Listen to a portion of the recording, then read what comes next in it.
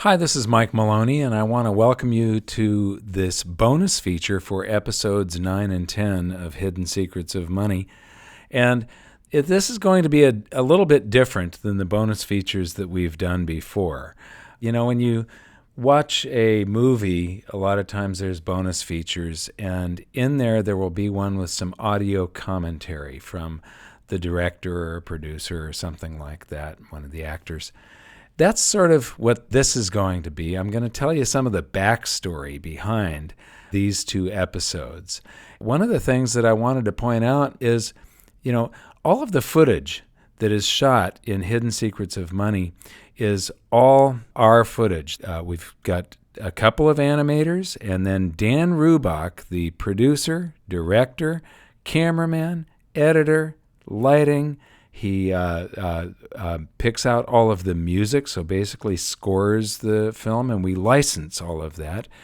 And there's very, very little stock footage. We do buy a little bit of old footage, but everything, all the time lapses that you see, everything in there is all Dan. And I wanted to show you the beginning here of episode 9, because it starts out with a little bit of the Colosseum, and you see the light change. And this took a couple of hours to get this shot. And, you know, it looks pretty simple, but it's Dan sets up a tripod, and he's out there before the sun comes up, and he's filming after well after the sun goes down. So here's the Colosseum. And basically, if you look at this busy street down here, there's a line painted in the middle of it here, a couple of lines, and this is about 3 feet wide. And Dan would set up, he'll just walk right out into the middle of traffic and set up on the line in the middle of the street, and cars going by and stuff. It looks sort of dangerous to me, but it doesn't seem to faze him at all. But he'd spend an hour or two in the middle of the street. All of the time lapses on Wall Street and in Washington, D.C., all of this is original footage, and, you know, getting up at 5 a.m. so that he can go to the Lincoln Memorial and shoot the sun rising and these beams of light coming into the Lincoln Memorial. Pretty amazing. Now, this is the scroll that the timeline that the whole 2 episodes were based on. And this is done by Aidan Magnus, and Aidan is our 3D animator. And he does all of this beautiful work, and you'll see more about this scroll later. This is more of Aidan's work. This is the Temple of Saturn in Rome, and you notice the columns here, the pillars, and then it dissolves into the real ruins of the Temple of Saturn. And, you know, as you watch these, you start seeing all of these details that Dan and Aidan and Lincoln did.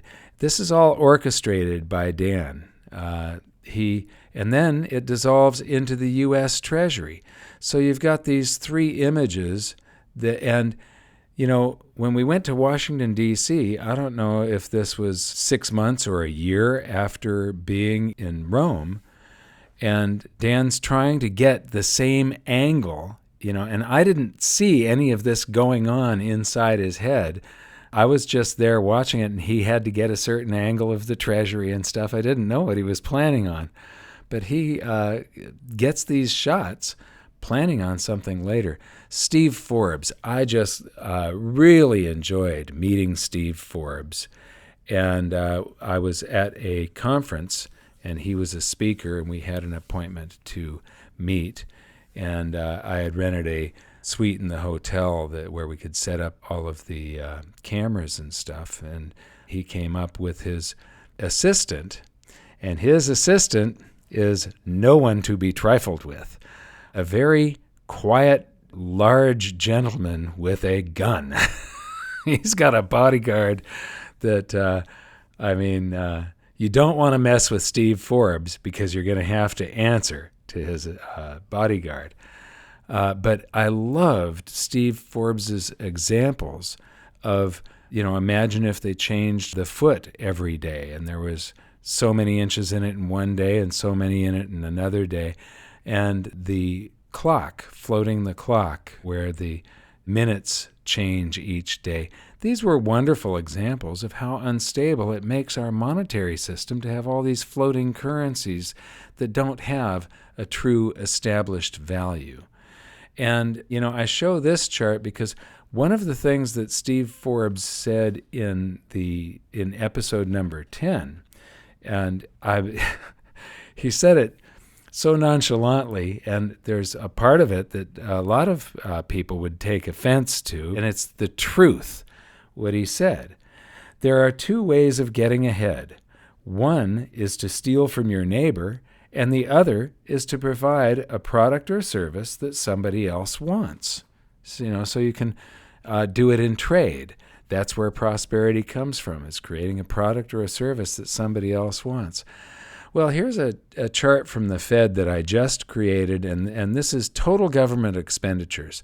So federal is about 4.2 trillion of this, something like that. But when you add in state and local, it's right around 7 trillion that they spend on all of us each year. Well, there's 330 million people in the United States. So if you divide 7 trillion by 330 million, you get this amazing number, 21212121212121212121212121212 or whatever.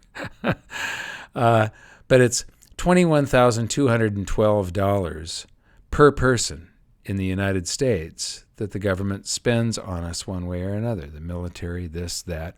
But this is basically, sometimes I sort of draw the analogy of entrance to life as entrance to Disneyland. You're going to go into this amazing society, and we've got roads and buildings, and we've got cars, and we've got all of that stuff, sort of like entering Disneyland. And the cost per ticket is $21,000 per year, per person. If you're not paying $21,000 in taxes per person, so this is $84,000 for a family of 4. What it really means is this is the break-even point. Anybody that's paying more in taxes is paying more than their fair share.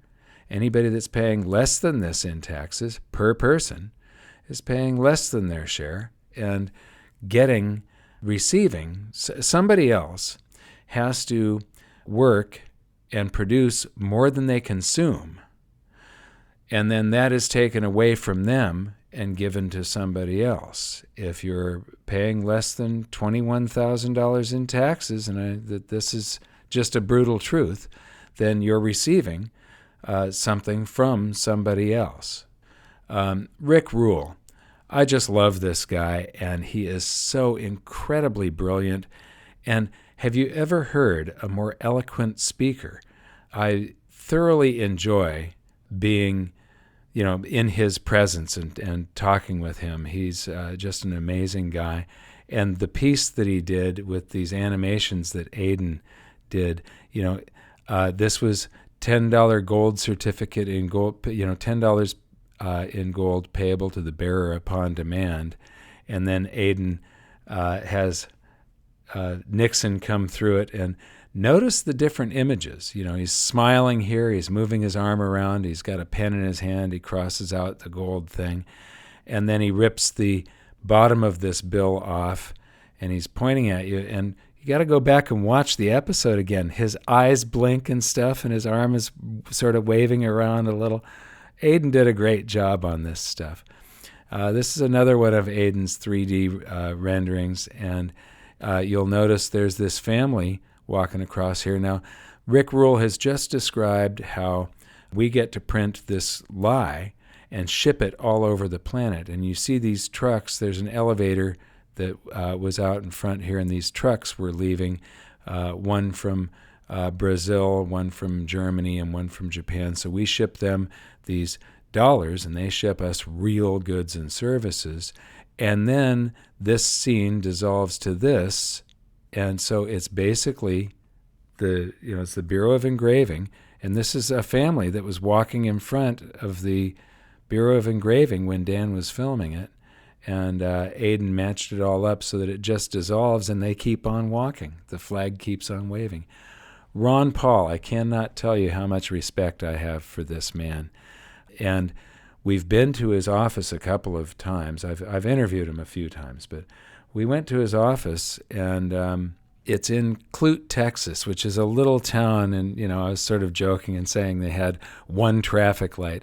Well, they've got at least 3, I think. There's probably more than that, but it's a small town. It's got a major highway running through it, and Ron Paul is a very modest guy, and he lives a modest lifestyle. I heard that for years and years, like more than a decade, he drove his old Chevy Chevette wagon. Now, the Chevy Chevette, this was a car that was made in the 70s and maybe into the 80s, and it competed with the Ford Pinto. So it was the smallest car and the least expensive car that Chevrolet made. And I heard that he had a station wagon with wood paneling on the sides, and he drove that for quite a number of years while he was in Congress and stuff. But the thing that I want to point out here is notice that behind him is the flow chart, the diagram of how currency is created from our episode 4 of Hidden Secrets of Money. He led us into the office and in the very back of the building. He's got his studio, and he just let us set up in there for a couple of hours, and then we went back into his office and got him and did the interview. But what a wonderful, charming, honest, cordial guy. He is so genuine. One of the things that I tell people is watch him in some of the old presidential debates that he would do against the other candidates. And there would be a question from the moderator, and he would answer instantly. He wouldn't take any time to think about what his reply was going to be. All of the other candidates, first, they would get a question, and they'd say, "First, I'd like to thank the people of the great state of Florida for..." And they do that because they're trying to figure out, how am I going to answer this question without offending these constituents, and then I don't want to offend these campaign donors, and so they're trying to figure out how to answer this question without offending anybody. Ron Paul says what he thinks, and it just comes straight out, and he's never flip-flopped in all of the years that he was in Congress. He voted the same way. If it wasn't in the Constitution, if the Constitution didn't provide for it, he didn't vote for it. I have incredible respect for this man. Now we're going to get into Nixon and some inflation here, and you'll see the head of Emperor Diocletian, and it says 284 to 305. This is not his lifespan. He was born in 244. These are the years that he was emperor. So he was emperor for 21 years. He actually lived to 66 years of age.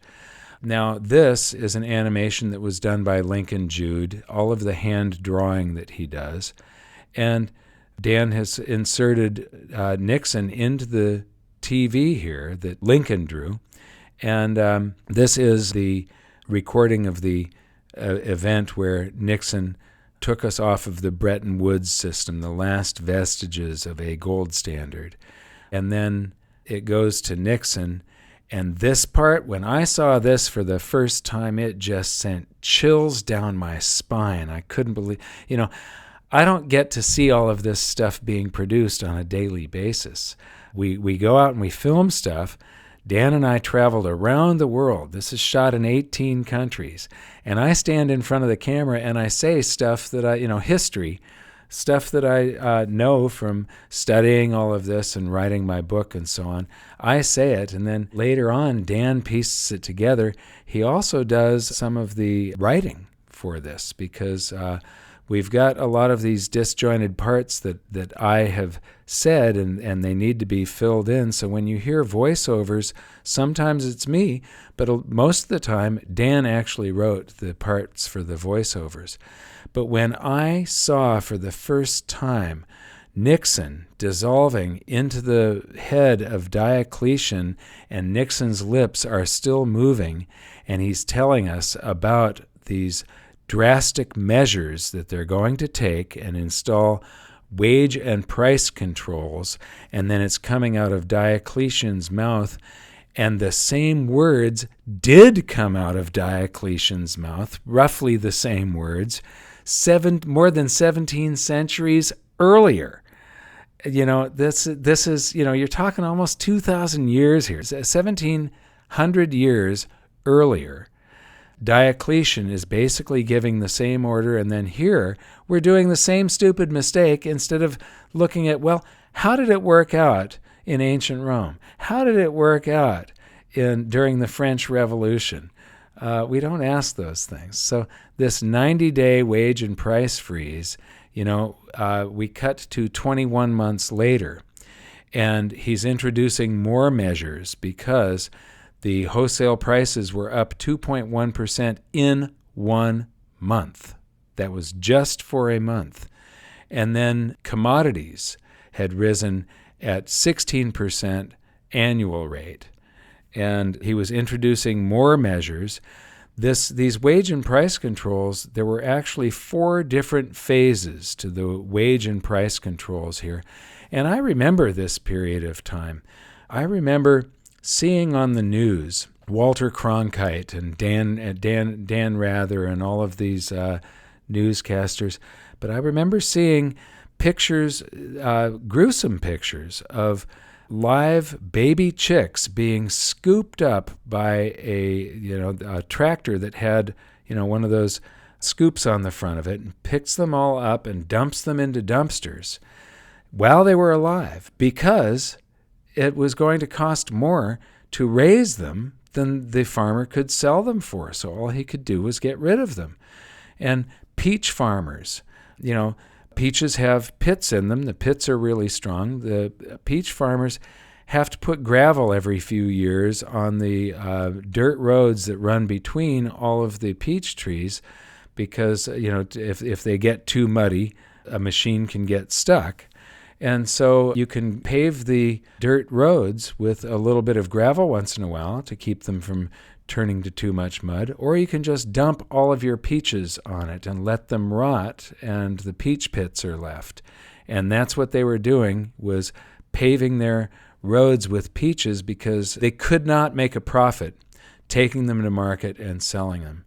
And so I started working about this time, and I had a van with commercial plates on it, and I'd carry samples around, and I worked for my father, and I was a traveling salesman.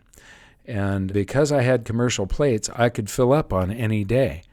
But the average person, if your license plate ended in an odd number, you could only pull into a gas station on odd numbered days. And if it was an even number, you could only go to a gas station on even numbered days. And so there was gas rationing in place back then. So it was really quite a brutal time. And so I've got an inflation chart here, and this was when he made the announcement that there was a wage and price freeze. And then they had the elections, and they lifted after the they lifted the wage and price freeze after the election, and the pent-up energy, it just started to soar. And so they had phases 2, 3, and 4 in here. That second announcement 21 months later was sometime in 1973, so that would have been in here. But you can see it just kept on running. Richard Doughty. This guy is so incredibly funny. Now, the first time I met Richard was at the Silver Summit in either 2003, 4, or 5. The Silver Summit used to be a really small convention. It was held in Coeur d'Alene, Idaho. And Richard Doughty, a.k.a. the Mogambo Guru, was there. And he still writes articles. You should look up some of them. But, man, he was funny. When he was a keynote speaker at one of these Silver Summits, and he was talking about Alan Greenspan creating currency like a drunken chicken pecking at the button on the keyboard. Print currency, print currency. And he was shaking the lectern and stuff. He was the most animated speaker I've ever seen. He had everybody just rolling in the aisles. It was hilarious. Now, toward the end of episode 9, I talk about the Depression of 1921. The only reason I bring this chart up here, here's the Great Depression, and this is the monetary base. So it's the paper currency plus the gold was a part of our monetary base back then. But you see, gold can't disappear, but a whole bunch of the paper currency did. It vanished during this huge deflation of late 1920 and all through 1921. And then in 22, we started this expansion called the Roaring Twenties. So this is the Roaring Twenties right here. This deflation is the greatest deflation that the United States has ever seen, but it was free market, and the government didn't rush in to save us. The Federal Reserve didn't do anything, and the economy healed. This is the Great Depression starting, and this was an entire lost decade. Now, I started presenting this back in 2005, 6, and 7 when I would be on stage with Robert Kiyosaki, and I wrote it into my book in 2007. My book came out in 2008, and I saw this first when I was reading Milton Friedman's Monetary History of the United States, which he wrote in the late 60s or possibly the early 70s. It goes up to 1965, so I think he wrote it in 66, 67, 68. But it had these amazing charts that you could unfold out of the book that were about 3 feet long, and you could see that these had been hand-drawn, because I could find places where you could see that something had been erased and then moved to corrected. And when I saw the huge deflation in the currency supply and the producer price index in this, I went, oh my God, that's not a recession. This is a depression. And so I started, when I would go on stage, I would say, how many here have heard of the Depression of 1921? A whole bunch of hands would go up, and I would say, 1921, not the crash of 29 and the Great Depression, the Depression of 1921. Every hand would go down. Nobody had heard of it. And then it was in my book, and I used to mention it in videos. And the first thing that I can find where somebody else wrote about it was 2009. So I'm pretty sure I'm the one that coined this. In 2015, Jim Grant wrote a book that I believe is very well researched and documents all of this, called The Forgotten Depression. It's probably I haven't read the book yet, but it's probably a book that everybody should read. And the only reason I include these shots is just to say we do license some stock footage, but pretty much everything that you see in these videos and all of those beautiful time lapses and stuff, that's all Dan. Now here's another wonderful animation done by Lincoln Jude. So this is all hand drawn. And so we're getting into episode 10 now. But I want you to notice this archway here, and then there's this building here with this sort of curly-Q cornice, or what, I don't know what you call this stuff on the top, and there's a bell tower over here. And then watch this. We're going to dissolve this, and there I am, and here's that those two buildings, and there's the archway that the soldiers marched through. And you got to watch these things a few times to start catching this stuff. I mean, it surprises me. I didn't see this the first couple of times that I watched it. And the detail that goes into this, some more of Lincoln's beautiful animations, and then you see this dissolve. And I think this is just wonderful, the detail that, and Dan orchestrates all of this. And there was one part, this is a little bit of backstory.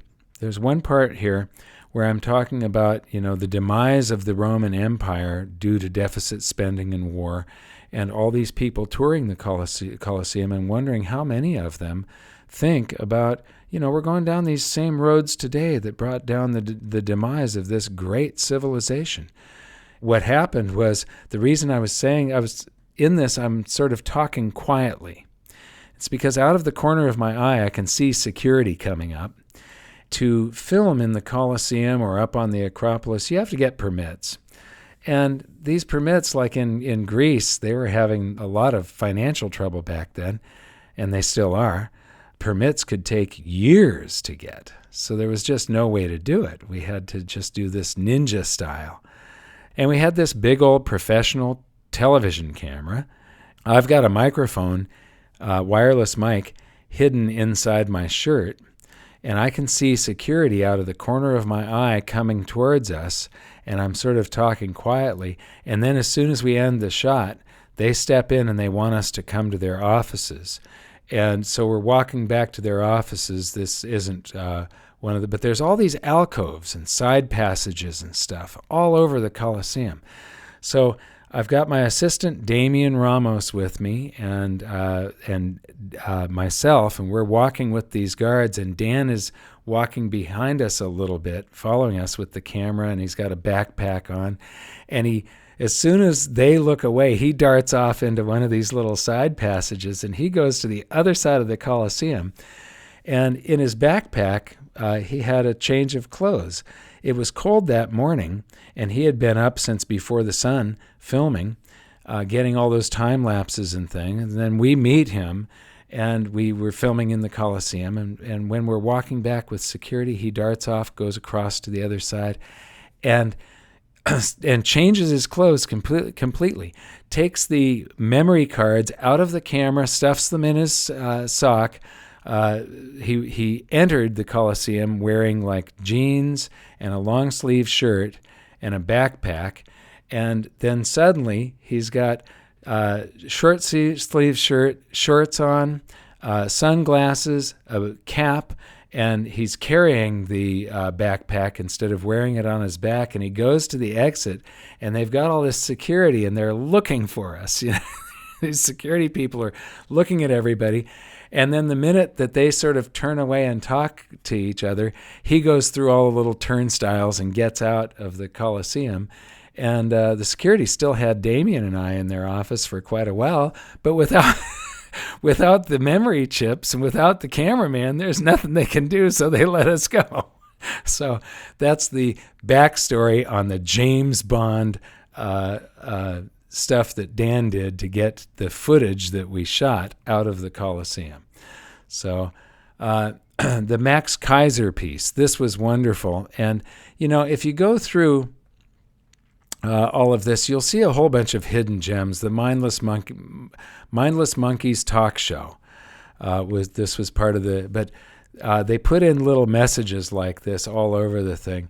Bad credit loans approved, no payments until 2039. So we're all high on free credit and sugar and cheap drugs. And this is Red Beer instead of Red Bull. And Max is telling us that, and we had to get this into an episode, one of the episodes of Hidden Secrets of Money somehow, because when we interviewed him, and he said that we were spinning our tits 24/7, 365. I just thought that was so hilarious. So now it's officially in an episode. The government can't create prosperity, it can only consume it. And this is absolutely true, because when they take $1 out of the real economy to do something for us, there's a whole bunch of government employees that need to be paid, all of the bureaucracy. And so they take $1 out of the real economy, and then they put 80 cents or 75 cents or 60 cents or something back into it. And so a certain percentage of every dollar they take is prosperity that gets consumed. So less prosperity comes out the other end of government. Now, I wanted to show you some of these time lapses. These are just single frames, but notice that there's some stripes painted on the ground here, and Dan has his camera set up just in the middle of this street, and there's traffic. And there's 3 lanes of traffic here, and there's some blue lights way over here. And you'll notice that this car changes lanes and then turns like right in front of Dan. So there it is. And what you're seeing, there's 4 frames here that get overlapped. So these lights coming out are from this same car, and these lights and then this pair of lights is also the same car, and it cuts right across, just right in front of Dan. And then notice this, there's a motorcycle here, and here's the next frame. It's like coming right at him, and then it zooms back into traffic, and this is a bus that just went by, and it's actually a lot closer than it looks here if I went back another frame or two. But, a bus coming up from behind you and just whizzing past your shoulder. Notice this motorcycle, and here it comes straight at the camera, and there it is, like right in the camera. And then zing, it's back into traffic.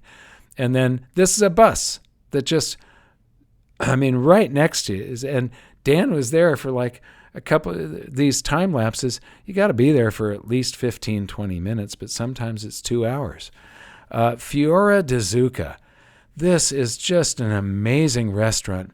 And we found it because we were at this wonderful hotel that was near the Rome Zoo, which is where the consulates are. The American consulate was a few blocks away from our hotel. And we got to the hotel rather late. It was just after 10, and the restaurant had closed. And so I asked the hotel manager where a good restaurant was, and the manager said, "Oh, you just go up here 2 blocks and over another 2 blocks and then up another 4 blocks." And here was this wonderful restaurant in the middle of a residential, just a neighborhood. It's a family restaurant. And it's the best food we've ever had. It was just absolutely awesome. And, I spoke with Roberto, the owner.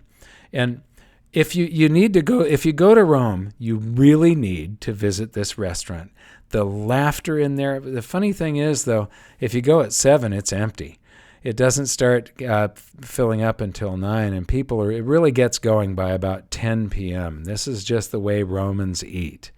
So go and meet Roberto, and the laughter that's going on in here, the families that are having fun, and it's just got a wonderful atmosphere. And the waiters have such a great sense of humor. They're just hilarious.